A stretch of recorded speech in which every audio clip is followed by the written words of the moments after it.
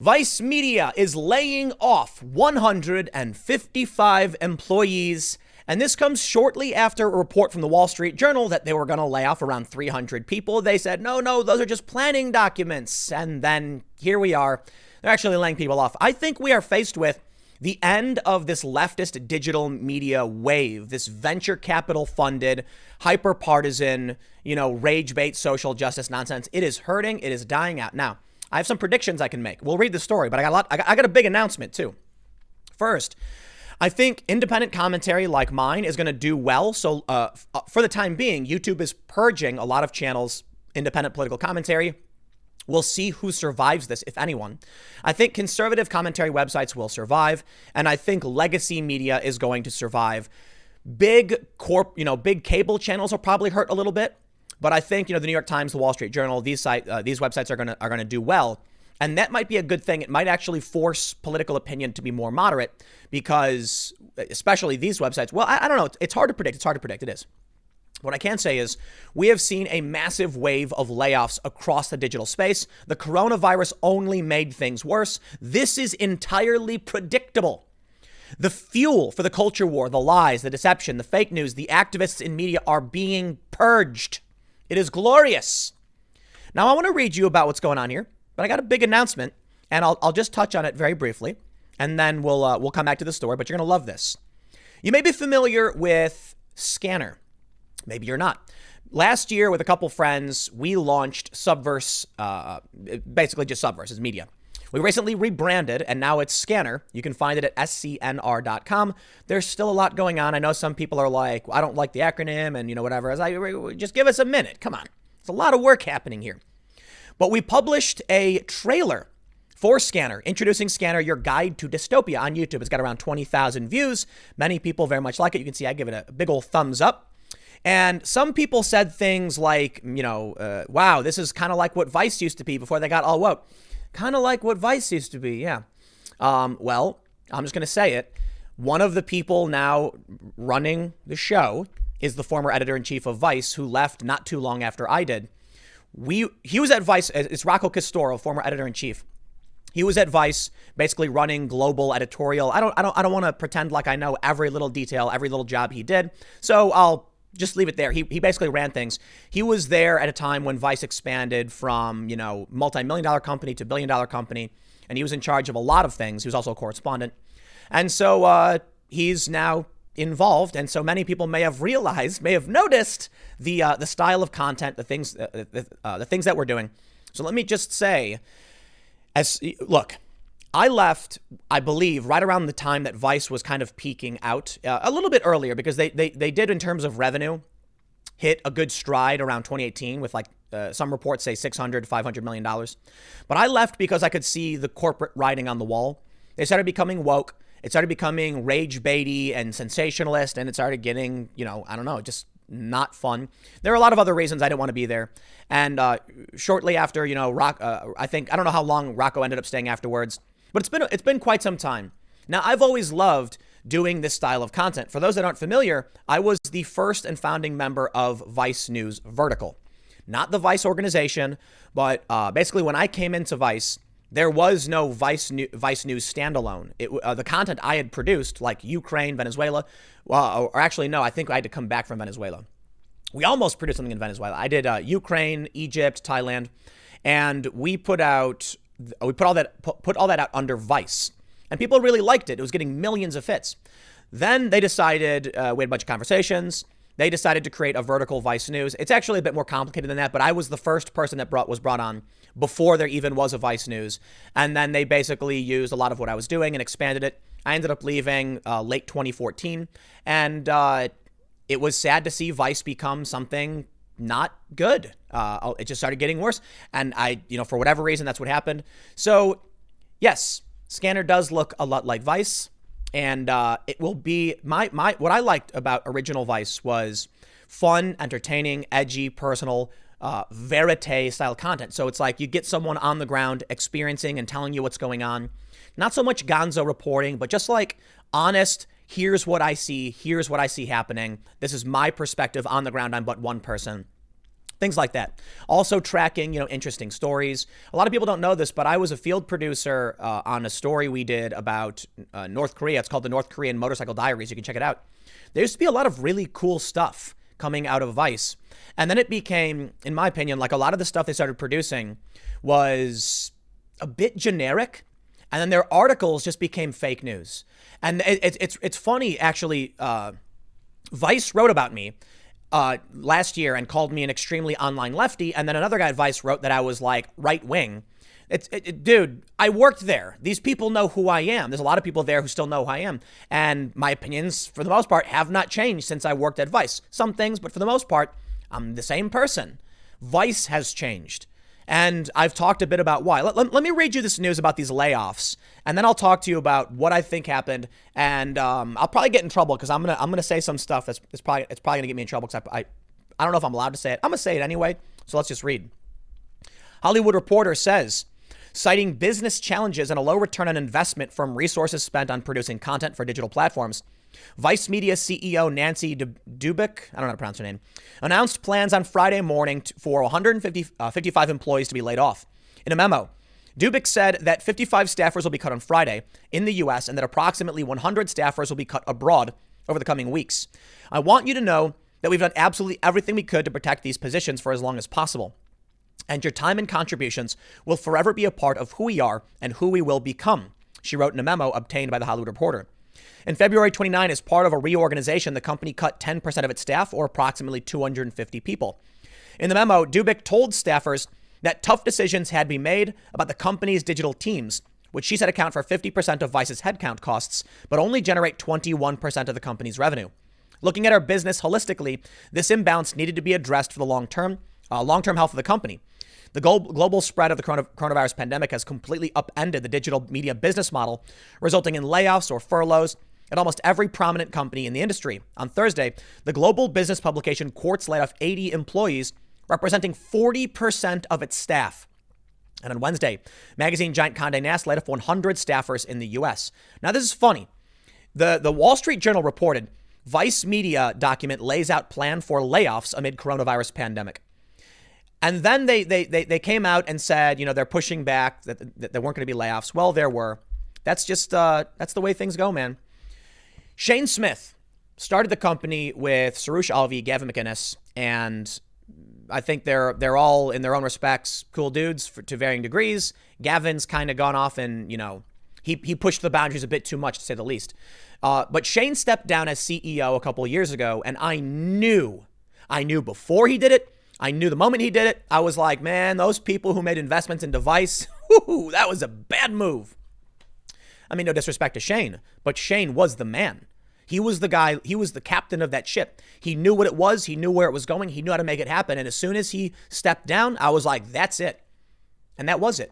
Revenue is dropping, layoffs are happening. Around the time that Shane stepped down and they put in this woman as CEO, the company has just been downward. Trying to say it as respectfully as possible, but yeah, going downhill. It's sad. It was going downhill a bit under Shane in the last few years anyway, and I'm going to tell you why. Now, let me just do this promo first. Make sure you check out SCNR.com. Make sure you go to it's SCNR on YouTube. You can go to, I think you might be able to still go to youtube.com/Subverse News. I'm not entirely sure, but I do have the link to it on my channels as well. Check out the trailer. I'll link the trailer in the description below so you can click it, see what we're up to. It's going to be very awesome. You see, right now, my companies are doing really, really well. However, it's been really, really bad with the coronavirus pandemic. I'm looking at maybe like a 70% revenue decline because of the coronavirus. But here's what's going on. Look, I'm one person. My overhead is extremely low relative to what Vice has to do. Now, when it comes to Scanner, we did a big fundraising round last year. We raised $1 million in a day. People were really into this. And the goal is to do more field reporting, documentary production stuff. It is going to be mostly video production, it's my understanding. Again, editorially independent from me. The crews, it's Emily. We've got Rocco Castoro, Emily Molly. They do their thing. They choose the stories that they want to cover. The only thing I really do for the most part is I trust them, so I'm not really concerned about this, but I'm just trying to make sure that they don't, it doesn't fall into this line of BS that Vice did where they start pandering for social justice points and stuff like that. And I think it's funny because I know a lot of people are going to criticize me and be like, you did the same thing to the right. Yeah, great. Look, I don't care. It's editorially independent from me. They should not be doing political opinion content like I do or anyone else does. That's the point. So it will be Verite documentary. Seriously, you got to watch this trailer because you'll see, like, a lot of people have compared it to how Vice used to be before they, I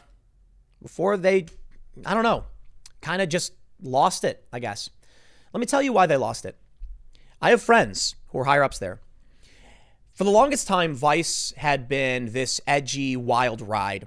They played things fast and loose. They traveled to crazy places, made crazy stories, and a lot of these stories were fun, exciting, entertaining. But there were also a bunch of scandals where many high-ranking, higher-profile people at the company had been credibly accused. I'll put it that way, credibly accused by some women.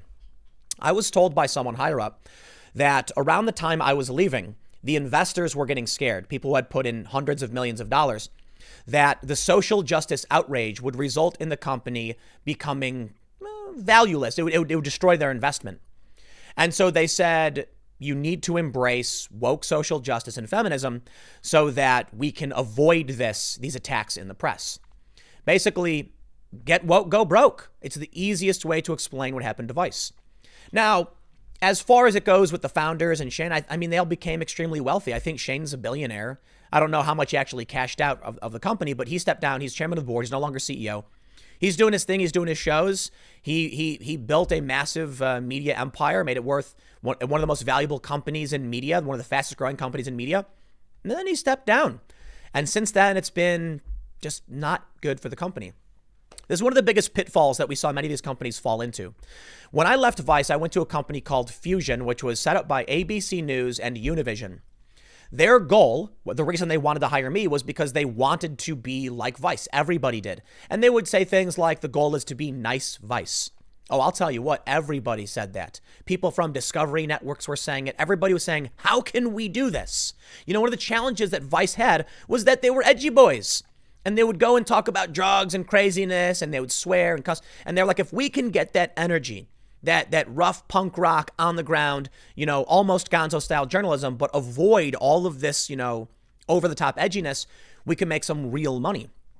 And that's what they tried to do. But something changed, and it may have been Vice. I think one of the big catalysts for a big shift for a lot of these companies may have been Vice shifting. Because of the scandals at Vice, and this is what I was told by someone who was higher up, they said we've got to be more embracing of feminism and social justice. Otherwise, we will get attacked by these other media companies over these scandals. Some of the people, the higher ups that I knew and honestly didn't like, had been accused and ended up losing their jobs. They'd done really nasty things to women and, good riddance. These were awful people. They shouldn't have their jobs in the first place. And that was one of the biggest mistakes Vice had made. They were a bunch of edgy boys and they were, playing things fast and loose. So they made this change. When I was working at Fusion, they were talking about being like Vice, asking me to, basically replicate what I had done, travel the world, cover these on-the-ground stories, help create this verite news reporting thing that Vice News had done. And I said, you got it. And then 6-7 months in, they did a complete 180. They had posters on the wall that said things like, we will not be partisan. And then all of a sudden they were. All of a sudden, Fusion decided to appoint an editor-in-chief who said, we gotta get woke. Embrace woke social justice. Guess how well that went? Oh yeah, I was there for 2 years. 2 years of my life. I tried quitting in just around a year in. I had a meeting and I was like, I shouldn't be here. You guys clearly are going down a different path. You don't want what I'm going to produce. I'm doing straight on the ground stuff. You want woke social justice points and you want like reality TV stuff. That's not what I'm about. They didn't want me to leave because they had done a big press play where they hired a bunch of high profile people where they could brag. Like they called it the expendables of journalism, bringing on all these high profile people from across the board to make the best news organization. And then they just became a woke blog. That's the craziest thing. They had hundreds of millions of dollars. Some people said billions. I don't know about that, but I think they had hundreds of millions. They built this big studio. They had all of these really high profile people, smart people. But for some reason, they appointed some dude to be editor-in-chief who had no idea what he was doing, and he drove that company straight to the ground, lit hundreds of millions of dollars on fire, and I find it sad and also kind of funny because I warned them over and over again. This is back before there was a phrase, I believe, get woke, go broke. This was like 2014. So it was around the time a lot of the Gamergate creators, personalities started popping up and making their YouTube videos. And I would go to these people and be like, look at what is popular, okay? You want to talk about doing straight news. We can do straight news. We just tell people like it is. They didn't want me to do that. They said something like, side with the audience. I've told this story often. Basically just side with the audience, tell them what they want to hear, blah, blah, blah. And I warned them, I was like, this is not going to play out well. It is going to go up in flames if you go down this fringe ideological route. And I even showed them videos and I even showed them metrics and I broke down and explained it like it's evident in your own content. Fusion produced a video that was making fun of political correctness and it went viral and it got hundreds of thousands of views. I mean, as viral as it can go.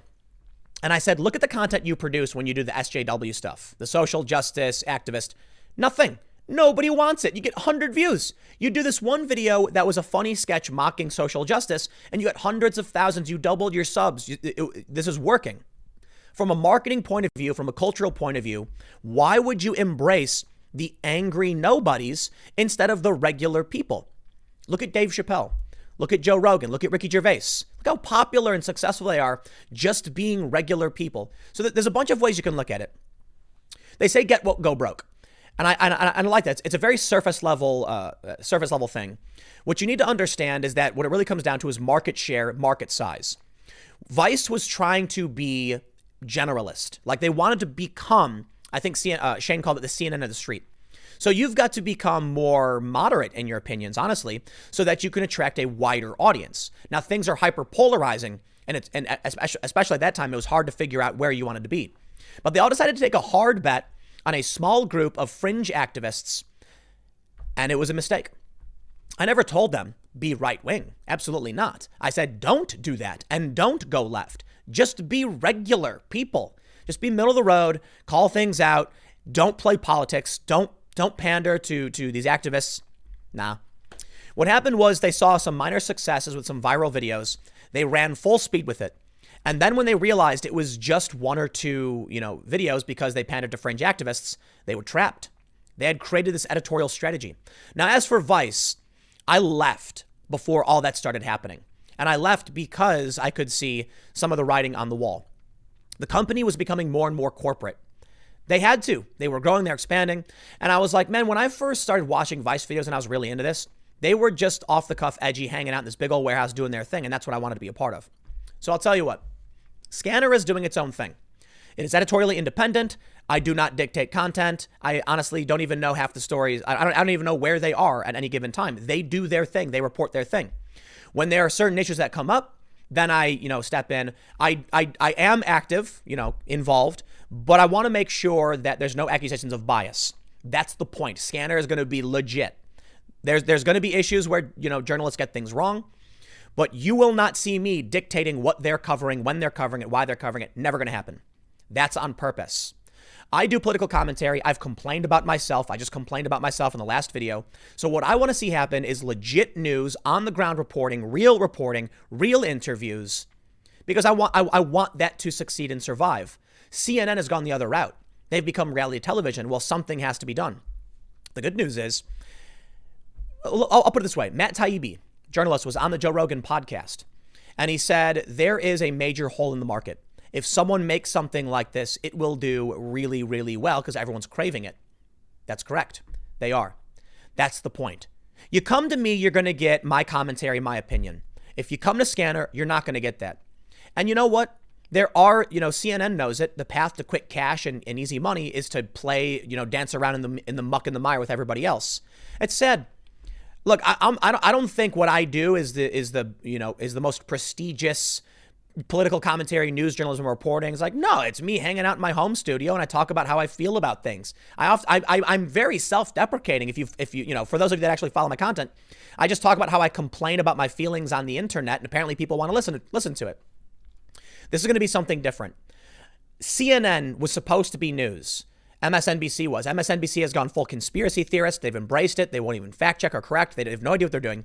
CNN is just playing, they're just playing the same game, mucking the mire, political commentary, rage bait nonsense. Fox News, mostly boring, to be honest. Like, they're just reporting throughout the day. But Fox has been doing an increasingly good job, as evidenced by Donald Trump getting mad when Fox News actually reports things that he doesn't like. But Fox News still has its pitfalls as well. Political commentary late night, bombastic, news programs. I think Tucker's really, really good. Laura Ingraham and Sean Hannity, I'm not a big fan. I mean, no disrespect. It's the same thing I would say about Rachel Maddow. I'll criticize her over the conspiracy stuff, but she's allowed to have her opinion. Scanner. You're going to see documentaries, travel docs. You're going to see character profiles. Some people say it sounds like it's going to be like Vice, what Vice used to be before they got woke and went broke. I'd like to think so. I mean, that's not necessarily the idea behind it, but I'll tell you what. I know Rocco. Rocco did a great job at Vice. Rocco's now doing a great job along with Emily. You guys know Emily if you've been following the work that I've done. Emily Molly's been doing a lot of field reporting and coverage. And they've been doing a fantastic job of their reporting, putting these things together and growing the company. And, early on, my intention with Subverse, before it's been rebranded now, was to be very actively involved. I was hosting videos. But I want to make sure this is seen as new, legit, straight news. And so because there is a clear difference between the content I do with my opinion and what Scanner now does, I'm like, okay, you guys have to run this. You've got to be independent from me. And that way no one can ever come out and be like, oh, Tim Pool's biased, don't trust it. They can say that, they can try, but I have nothing to do with the content they produce, the news they produce, insofar as if they started doing things like me, I would tell them to stop. But they don't. They don't want to do it because they're journalists. So Vice is laying people off. You may see something happen from that. Like I mentioned, we'll see. I can't say too much. It's still early stages. These things take time, but check it out. Make sure you subscribe to the YouTube channel, which I'll put the link in the description below. And I guess I'll just leave it there. I could really rant about everything that happened with Fusion and Vice and these media companies getting woke and falling apart. But I'll just wrap it up by saying you will not see that happen with Scanner. I guarantee it. I'll do my best to guarantee it. How about that? Stick around. The next segment is coming up at 4 p.m. over at timcast.net. It is a different channel. I set up this URL. Go to timcast.net if you haven't already. Subscribe to that channel, and I will see you at 4 p.m.